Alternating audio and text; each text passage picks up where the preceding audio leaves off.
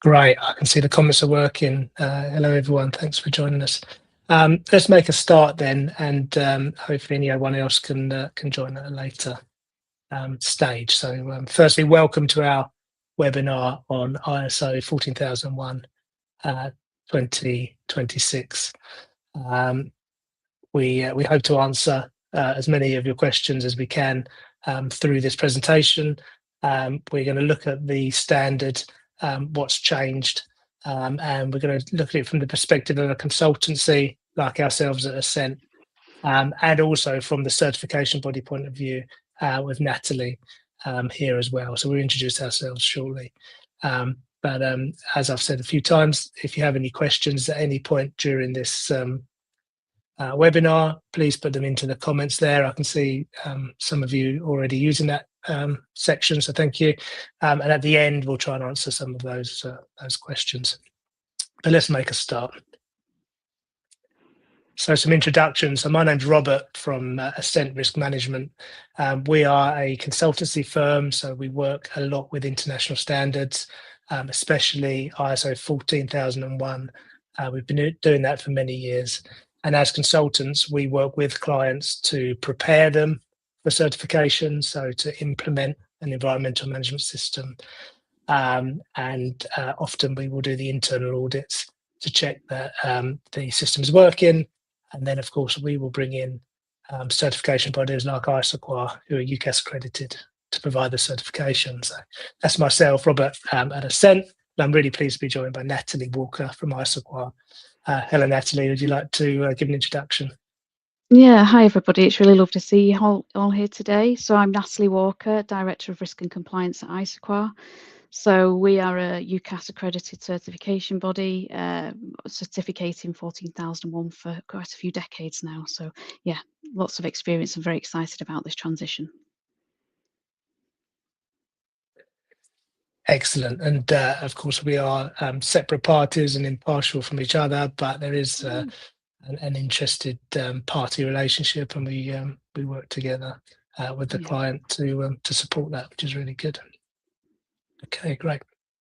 Well, let me tell you a little bit more about Assent before we move on. So, Assent Risk Management has been around for quite a while. So we were founded in 2002. So over 20 years we've been working in this environment. And as I said already, we're consultants and auditors for international standards, including 14001. And as you can see from my slide here, we're actually certified to some of those standards ourselves. So we know what clients have to go through and the standards that are set. So we practice what we preach there.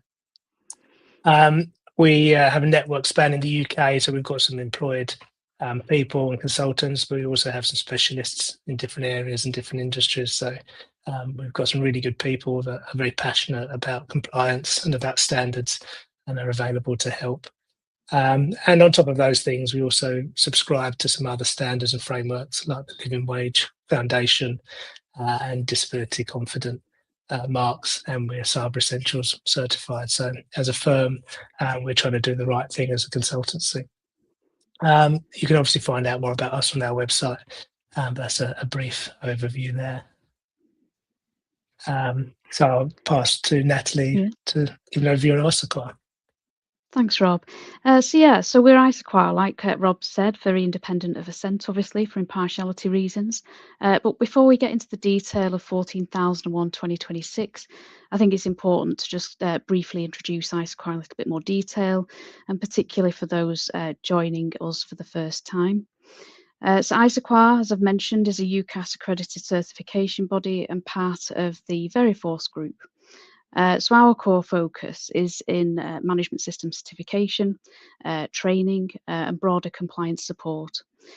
So we've spent decades working across a wide range of sectors, supporting organisations not just to achieve certification, but to use it as a mechanism to strengthen governance, manage risk, and build trust with stakeholders. So what really underpins our approach is about continual improvement. So the way that we see it is that not certification isn't a one-off event, but it's part of a long-term operational excellence mechanism that genuinely supports a client-focused partnership. So I'm going to hand back to Rob now, who's going to just cover off some of the key changes in the new standard. Right, thank you, Natalie. Well, yeah, of course, this is what we're here for on the webinar, to look at the changes in ISO 14001 and how that impacts companies. So my slide is very much based on the work that we did as a consultancy to look at the new standard and understand the differences. And it's always a challenge when a new standard arrives, because as consultants, and similar for certification bodies, we need to understand what's changed, and we need to make sure our people are competent in delivering those things. So these are the things that we saw in the standard that are a little bit different. And the main one here, the top bullet point, is there's a heavier emphasis on life cycle throughout the standard. So it appears in a few places. I think particularly in aspects and impacts, where you do that assessment of all of your environmental aspects that and how you impact the environment as an organisation. Some of our clients were already very good at this and very conscientious, and were thinking about the life cycle perspective. So everything from purchasing something to disposing of it. But that wasn't a mandatory requirement. So often you would see aspects and impacts registers that weren't quite covering that. So now we need to go back and make sure that life cycle perspective is considered. They've also tried to put into the standard more emphasis on responsibility for environmental matters, and that drive in really continual improvement throughout the environmental management system. So these are things that were good practice anyway, but just slight changes to wording that support that. And that leads on to that increased expectation for top management to be involved. And this is a real challenge in some places to keep everyone engaged in the environmental management system, particularly top management. I think, and Natalie, I'm sure we'll discuss it later on, but I think certification bodies will more likely expect to see top management and senior people involved, or at least being seen to support the management system, which is good practice anyway. So a lot of these changes are just improvements to the standard rather than wholesale changes. The other thing we noticed was an expanded requirement around risks and opportunities, and particularly around opportunities, which again is often a weak area in practice for current management systems. I think we naturally consider risks very strongly and in detail, but maybe we miss out on the opportunities and documenting those opportunities. So there's potentially a positive aspect to this environmental management system. It's not just about managing the negative, it's also about promoting and increasing the positives that you can as well. And I think with ISO 9001 for quality management being updated as well, and that's in final draft, I believe, currently, I think there's a similar move in that standard towards strengthening the documentation around opportunities, and identifying what those opportunities are and working to make the most of them. Next up, aspects and impacts I've already covered in a little bit of detail around the life cycle aspects. And I think that's because it's such a big part of the ISO 14001 standard. It really drives a lot of the activity, because until you can measure something, then, as I say, you can't manage it effectively. So definitely, whether you're new to the system or you've already got an EMS, I would look at aspects and impacts, your impacts assessment, and take a fresh look, review it and improve it wherever you can. There's also a new clause for planning changes, and this just brings the standard into line with other management system standards. But it is quite an expanded section 6.3 compared to some of the other standards. I think a lot of what's in there is things that you would expect, how you would normally manage a change in a controlled way. and with steps to take. But if you haven't addressed that already, that would be a new area to look at. As we move through towards the end, the management review, there's inputs and outputs clearly listed in the standard. They're already there, but there's some greater definitions within that. And also a little bit more around continued improvement and what that means and what the specification is.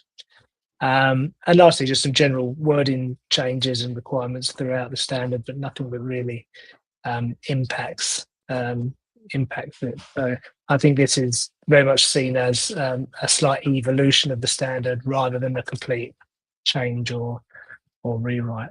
But Natalie, you can expand more on some of those things. Yeah, thank you, Rob. So, as Rob just said, it's not a revolutionary change. It's just an evolution of the standard. So, 14,001 2026. I think it was published, coming up for a month now, aren't we? So, 15th of April. This was published, and it represents, like we say, an evolution of what is really the world's most widely adopted environmental management system standard. There's some key reassurances that we need to give here, that it's a planned transition, so it's not meant to be a disruptive rewrite in any way. So organisations already certified to 14,001 2015 will recognise much of the structure and intent. So what's changed is more about clarity, really, clearer structure, and through key terminology changes, this stronger alignment with other ISO management system standards. And a sharper focus on today's environmental priorities, such as climate change and biodiversity. So in summary, the foundation remains very familiar, but expectations have been made clearer, more explicit, more consistent, and particularly from an audit and assurance perspective. So from ISOQAR's perspective, we'll see this standard be much clearer from our point of view as well. So we'll go on to the next slide.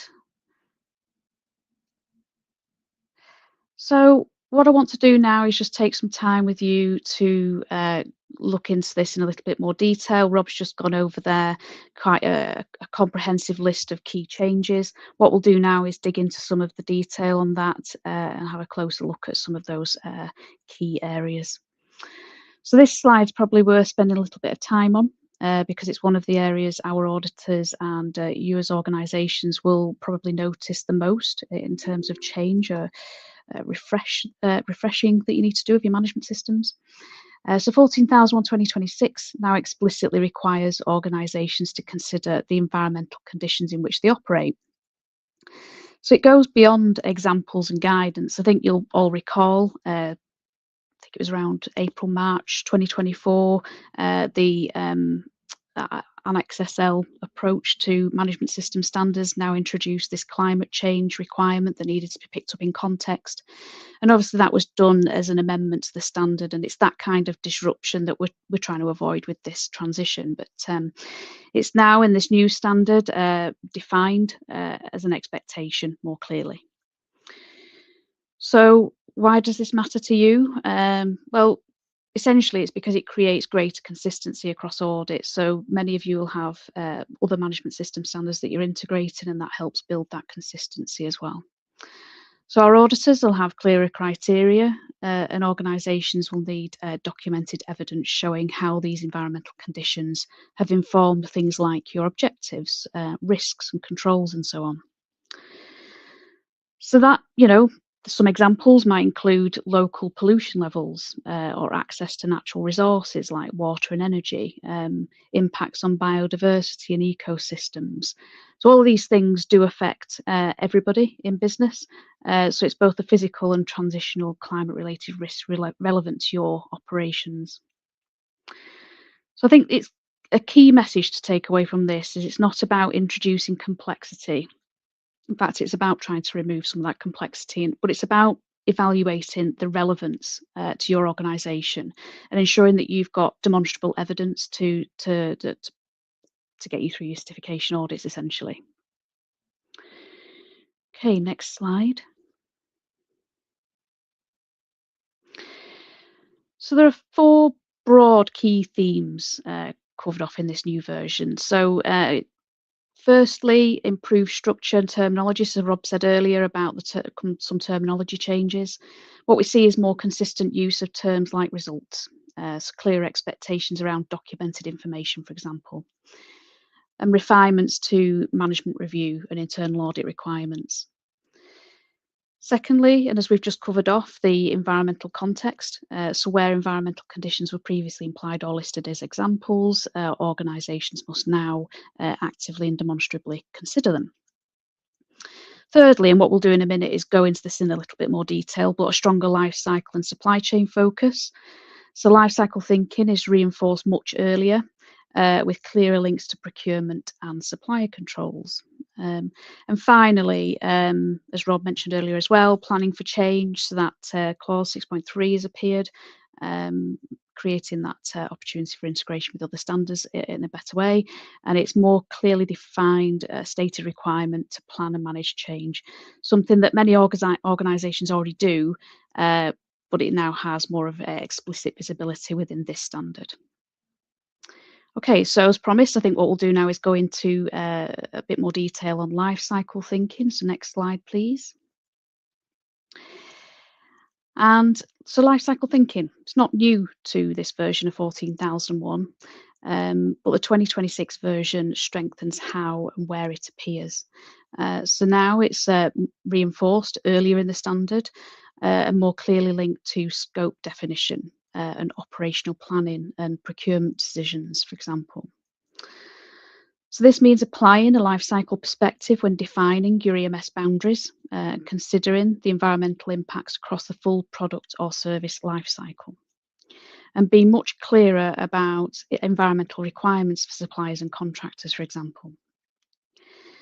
So again, for many organisations, this will just be a formality. It'll just formalise what you're already doing.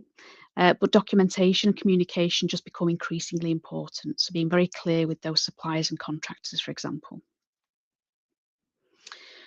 Okay, so now I'm going to hand back to Rob, who's going to go through with you about how this, the implications for you as clients. Thank you, Natty. That's really good. So we've looked at what the changes are and the requirements, but what I wanted to cover here is what that really means to you as an organisation who is trying to transition to this new version, or if you're approaching 14,001 for the first time. So the implications here from a consultancy perspective and how we would support clients, the first thing for me is reviewing and updating documentation. Now, the standards these days are much less document heavy than they used to be. So there's less mandatory requirements, but it's always a good question to ask yourself is, would it be a benefit to document something? Does it help us to train new staff, or does it help us to evidence something in an audit? So there is still a documentation element to these management systems. So number one is review your existing documentation and update it where you need to for this new standard and these new requirements. Then, of course, as we've said already, the aspects and impacts assessment is a real core part of the system. So that needs to be looked at again. Even if you feel that you're already addressing life cycle, I would still recommend having a fresh look at that assessment and reviewing it. And the life cycle aspect, it can be difficult to get your head around that that concept in some organisations, especially service-based businesses. But we're looking there really at the end-to-end, so the procurement of something. So it might be laptops for your staff to use, and then all the way through to what happens when you no longer need those devices. So at the procurement stage, you might consider purchasing a greener or more energy efficient device, and at the end of life, how do you dispose of that with minimum impact? So as we move through those changes, the other thing I think organisations should consider is reviewing responsibilities. So if there's new responsibilities within the management system from this, then make sure people are aware of those responsibilities being assigned, and then that leads into raising awareness generally of the system. So there will be key people that play key roles in your EMS, but everyone in the company plays a part. So raising awareness generally is a good idea. Once you've gone through those steps, then internal audits and management review, which will be familiar to you if you've got any of the other management system standards. But those are real key activities, and it always makes sense to do those at the end of a change, because the audits will test whether those changes have been effective to your management system. And the management reviews, as you know, the link back to senior leadership and the reviewing the evidence, the effectiveness of the system as well. So it's all within that performance evaluation part of the standard. So it can be daunting to make a change to a new standard, and it can seem scary. As Natalie was saying, it is more of an evolution, this one, than a complete rewrite. So it shouldn't be anything to be concerned about. But I do think planning an orderly transition, we've said here, and include your certification body in that. So I know ISOQAR will be very good at helping their customers to make this change, planning it at an appropriate time. I know Natalie's going to discuss a bit more on that later on in the slides. But you don't need to rush it necessarily, but also you don't need to delay either. So that orderly transition is important. When is the right time for you? And obviously, as consultants, we can help you to do that. And finally, I would just give some consideration to your supply chain, because it's not just yourselves as an organisation that may be certified to ISO 14001, and you might even rely on those certificates as part of your supplier management process. So often we would see that you might get a copy of your supplier certificates. And of course, they're going to start to change now over the next 3-year transition period. You will start to see new certificates being issued, and at some point the 2015 version will not become applicable. So just bear that in mind as part of your supply chain management. So a few implications there. Over to you, Natalie. Thanks, Rob. So yeah, it's really good to hear how this, affects clients from an implementation point of view. And what I would do now is just take you through sort of the implications from a certification point of view. So for organisations already certificated to 2015 version of the standard, the transition approach is designed to be very proportionate and manageable. As Rob said, it's repeated, it's a evolution, not a revolution. So these changes should be very manageable. In most cases, transition will be completed with an existing surveillance or recertification audit, so there's no expectation for a standalone transition audit. So I think those that have been through this before in the previous revision of the standard may recall last time it's quite a substantial change, and therefore additional time was required back then, but not this time. So importantly, existing 14001 2015 certificates will remain valid throughout the whole transition period, providing that the transition is completed within the permitted time frame. So typical time frame on this is 3 years. So from the end of April 2026 through to the end of April 2029 is the window there. And where recertification audits fall later in that transition window, those audits will be conducted to the 2026 version. But ISOQAR will work with you, plan and confirm that well in advance, so no need to be concerned there. So just to confirm as well, you can still continue to be certificated against the old version of the standard up to around the end of October 2027 as well, so albeit with a reduced expiry date. So what I'm going to do now is just hand back to Rob for a second, who's going to recap sort of the journey that you may follow to ISO 14001 implementation. Thank you. That's great. So up until now, we've really assumed that people already have an environmental management system in place and are already certified, which I think probably many of you are. Maybe you could tell us in the comments if you're already certified or if this is a new journey for you. Actually, between the two, whether you're already certified or if it's a new journey, the process is very similar. But on this slide, I just wanted to briefly cover how you would implement this as a new system. And it's very achievable. the first thing that we do as consultants, and I can speak as a consultant, we would look at the things in your business that you're already doing. Oh, thank you, Melody. Yeah, you're already certified. That's great. Okay. But there's a similar approach here, even if you are already certified. But for a new system, we would look at the things in your business that are already good. So we don't want to have to build a whole load of new policies and processes and things for you to do unless it's a benefit to the business. So that's where this gap analysis exercise, as you see on the right-hand side, comes in. But we always advise customers to buy a copy of the standard. So even with a consultant, and as consultants, we tend to be the people that interpret the requirements, and there's often a big difference between what's written on a page and how you might understand that to be implemented, and that also evolves over time as auditors get more experience of auditing and certifying the standard, and they look at best practices across different places. That can evolve. But buying the standard, I think, is a really important step, because aside from what we can advise you as consultants, you can then always look in the standard for the actual wording of the requirement and take it from there. So I'd certainly buy a copy of the standard if you can, and then take a systematic approach through that standard. And whether that's with a consultant like us or whether that's on your own, conduct that gap analysis. So for everything the standard's asking, work out what you're doing already, and if there's a gap or something you could be doing better there. So take it systematically.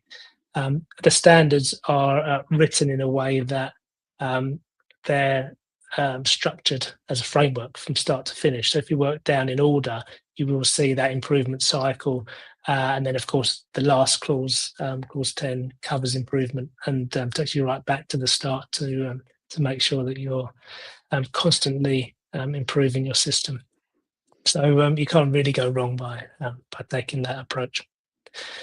As I've said a few times, use what you already have and what you already do. So any of the policies or any of the good initiatives that you might have in your business, utilize that within the management system. But also, I've said here, document it. And as I said earlier, there's less mandatory requirements, but if there's a benefit to documenting something, I certainly would. The two things I see is it helps with training new starters because they've got something to refer to.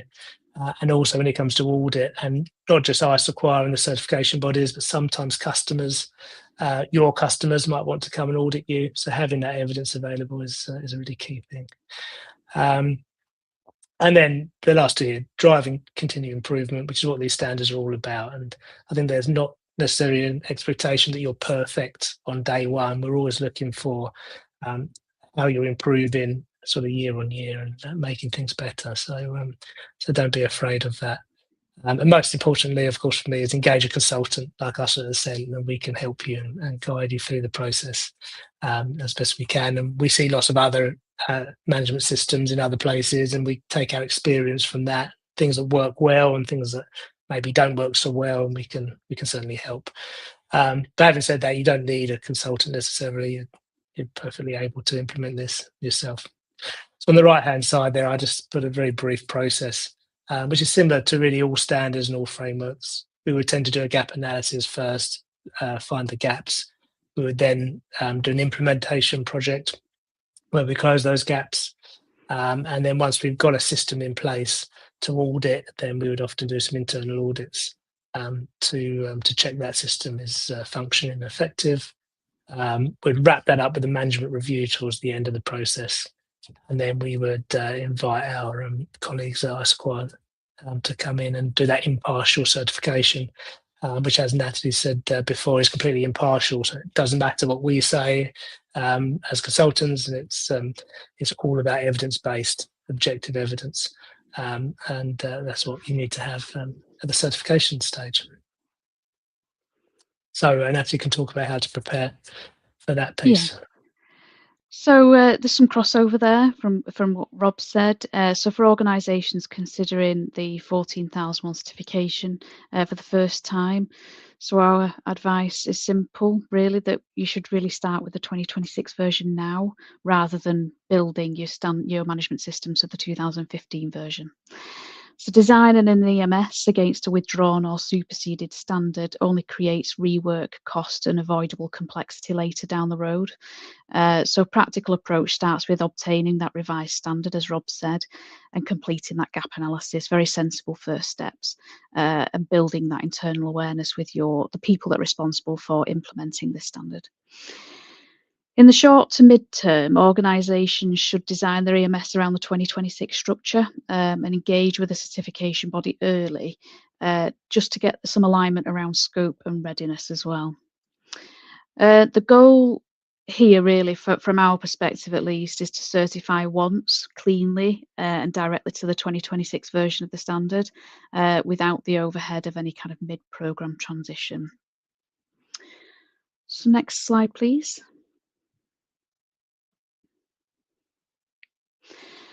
So obviously, as Rob said, you can get plenty of support with the implementation phase, but also you can get support in other ways that ISOQAR can provide for you. So we also have training and upskilling opportunities. So support during transition is crucial, particularly for those internal teams that might be doing that implementation work for you. And naturally, those people will need the confidence and competence to be able to do that work. ISOQAR offers dedicated 14,001 2026 transition courses focused on explaining the changes clearly and practically. And the course is designed to help teams understand what's actually different and what evidence auditors will be looking for, and also how to manage the transition within existing audit cycles too. So details and booking information are available on the ISOQAR website for those that are interested. We do encourage organisations to use this as part of their early preparation activities for this transition. And also for those that are new to certification as well, something that's really, really great for people to do, get your 14,001 lead audit qualifications, for example.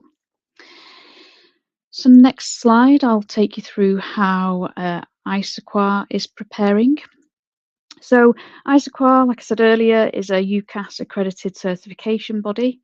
So we've got work to do as well behind the scenes, believe it or not. But to give some reassurance, ISOQAR has a structured internal transition programme already underway. So this includes system-wide gap analysis against 14,001, updates to our processes and documentation, and dedicated transition training for all of our auditors and other relevant colleagues in our business. We're also developing guidance and FAQs for clients and internal teams just to make sure that those messages are clear and consistent as well. So in parallel to that, our accreditation migration planning is underway with UCAS, and that's to ensure that we've got that smooth, compliant transition from day one. Okay, so I'm just going to hand back to Rob for a second. I'll cover off the next slide. Great, thank you. Well, actually, very similar to what Natalie was saying. As consultants, we need to prepare for this transition as well. So we need to make sure that our people are upskilled and are competent, and that we can prove that competence. Because often Natalie's team will ask us, how are we competent to advise customers on this during the audits? And as part of that, it's very hard when you have a new standard to evidence that. So we will often, and as we will in this scenario, start an early adopters scheme. So as we said earlier, there's a transition plan, and there's a right time to do it. But if any organisations are keen to make the transition earlier or to start with a new standard now, we'd like to talk to those people, and we'd like to work with them so that we can test our new templates and our new project plans and the way that we think this should be done, and learn some lessons from the early kind of implementations. So if you are interested, then please do reach out to us, and we'd like to talk to you about how we can do that. And I'm sure there'll be some sort of discount or agreement on our services at Assent, because we'll get some benefit from that as well as you will. We are also rolling out some e-learning through our platform Larators. So it's slightly different to what ISOQAR offer. We've done some ISOQAR training ourselves at Assent, and it's very good, and I can recommend it. And our e-learning will support that. It's sort of more of an awareness course to get you started, and then more likely you'd move on to the ISOQAR training after that. But watch out for that. We'll send out details as well, and I did just say in the comments there, we will send out this slide deck after the webinar, so you've got all the links contained within there and all the information. Yeah, please, in terms of early adopter scheme, if you are interested, please reach out to one of us at Assent, and we're happy to talk about that. So what happens next, Natalie? Yeah, so this webinar marks one of the first stages of our communications on both sides, I think it's true to say, Rob. So obviously from an ISOQAR perspective, we're preparing to publish guidance, follow-up materials and encouragement to help organisations begin their internal gap analysis. So over the coming months, further competency resources will be released and additional detail on timeframes will be confirmed. ISOQAR is going to be working with its clients to directly arrange how and when their specific transitions will take place, but we'll continue to share updates via the ISOQAR website, client portal, email comms and LinkedIn and so on. So please keep an eye out for those if you happen to be an ISOQAR customer. And I think that now brings this to a conclusion, doesn't it? So we can move to questions. Yeah, absolutely. So that's our slides complete. We did ask for some questions in advance as well, so I think Jess has some of those. But if you've got anything you'd like to ask now, please put a comment in the chat there. If there's anything we didn't cover, or if there's anything that we didn't cover well enough in those slides, then we're more than happy to answer now. And of course, outside of this, I'm sure you'll be able to find Natalie and myself online. Of course, yeah. Excellent. So Melody, thank you for this. Let me read it, and then maybe myself or you could answer, Natalie. So yeah, so just reading your question. I've heard this already. Yeah. So your recertification audit is planned for November. So that'd be this year, Melody, I guess, with ISOQAR, which is great to hear. Will this audit be assessed against 2015 under the transition period, or will it be fully aligned to the updated 2026 standard? So if you've got an audit in November, which standard will it be against, Natalie? Yeah, so just to give you some clarity around, I said earlier, ISOQAR's got to go through its own migration with UCAS.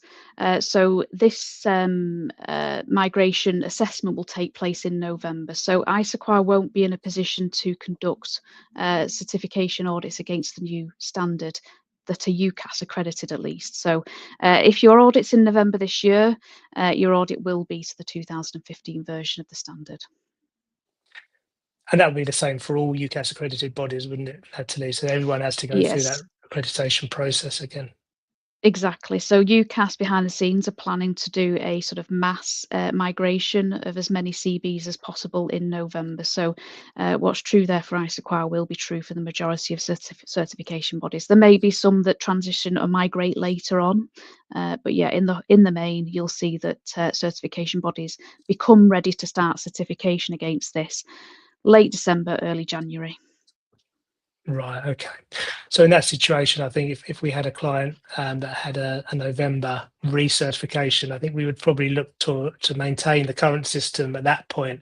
But then, Natalie, we could arrange at one of the surveillances to transition to the new version. Is that how we think it would work? Yeah. Of course, yeah. So what we're aiming for here at ISOQAR is that from the 1st of January, we're ready to deliver against the 2026 version of the standard, if that's what the customer wants. So, and we'll continue to do that for as long as we possibly can through that window. That's great, and that allows plenty of planning and organising to happen. Yeah. So we've got a question that was sent in previously. When do we have to transition to ISO 14001 2026? So this around those timelines again. Yeah, so it does depend when your recertification will need to take place. If you're already certificated, that is. If your recertification takes place before the 31st of October 2027, you can recertificate to the old version of the standard if you want to. If the recertification happens after the 31st of October 2027, you will have to transition to the new standard at that point.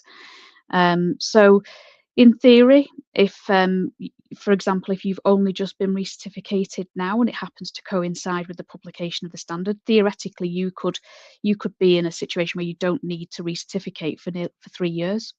So you could run the whole of this transition window on the old version of the standard if you wanted to. We wouldn't advise that. We advise early transition, but yes, in theoretically you could run this all the way out to the end.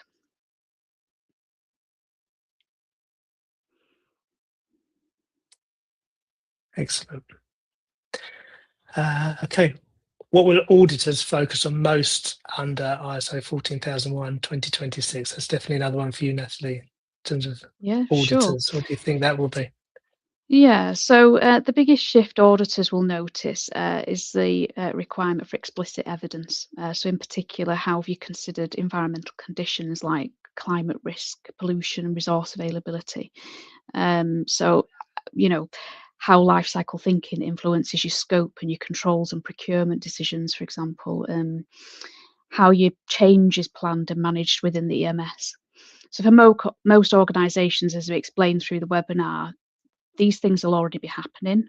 So the difference for you will be about demonstrating them more clearly and consistently and making sure you've got that documented information as evidence to back that up.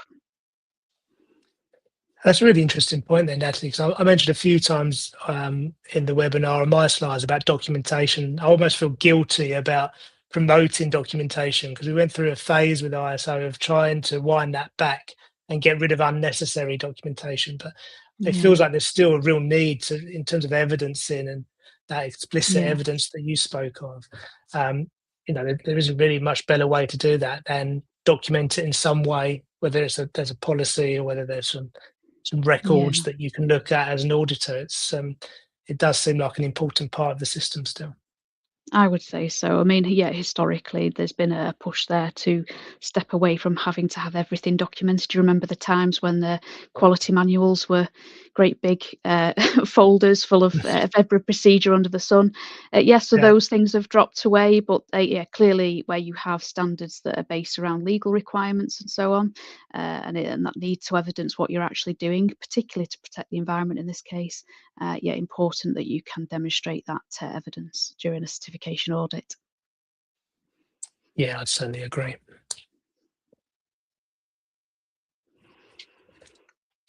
Okay. Okay.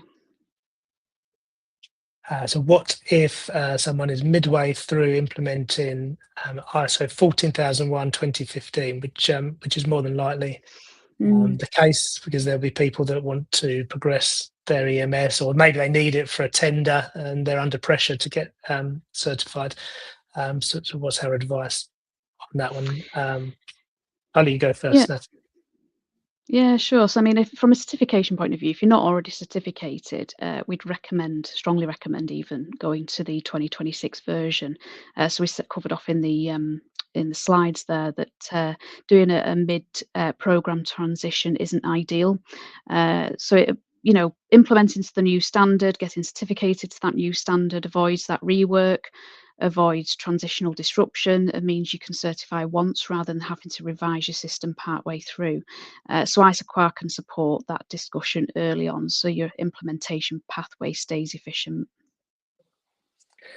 Yeah, that's great. I think also there's a slight difference between implementing the standard and the certification piece. So implementing, I don't think is a big jump to go from 2015 to 2026. So from a consultancy point of view and from the actual implementation, I'd probably say you've probably done some good stuff already, and then it's just a case of adapting that for the new requirements, which, as we keep saying, is an evolution or revolution. So nothing there is wasted. But of course, in terms of certification and inviting ISOQAR in to do that audit, that's the bit that you would need to manage a bit more carefully, because as Natalie said, you don't want to do it twice unnecessarily. So certifying against the new version is probably a good idea at this time. But I think that's probably fair to say, is it, Natalie? Absolutely, yeah. We definitely, like I say, strongly recommend that you implement the new standard where possible. And for those that are already certificated and have management systems, again, reinforce that message that early transition is advised, strongly advised. To completely avoid trying to leave this till the last minute.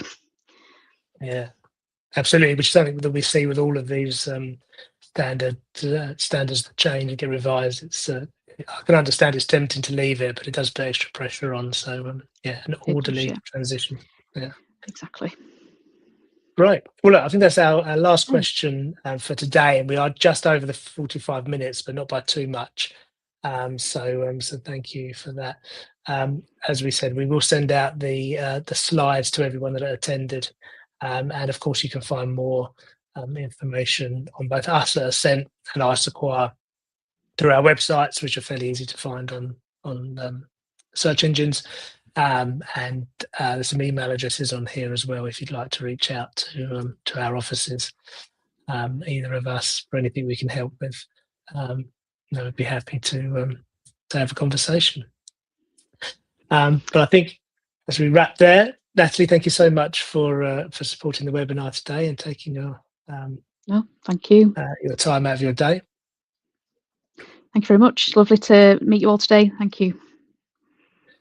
Thank you, and thank you to Jess in the background for organising the technical side. Can't see Jess, but she's working hard. So thank you, and thank you all for joining. I hope you have a good day, and if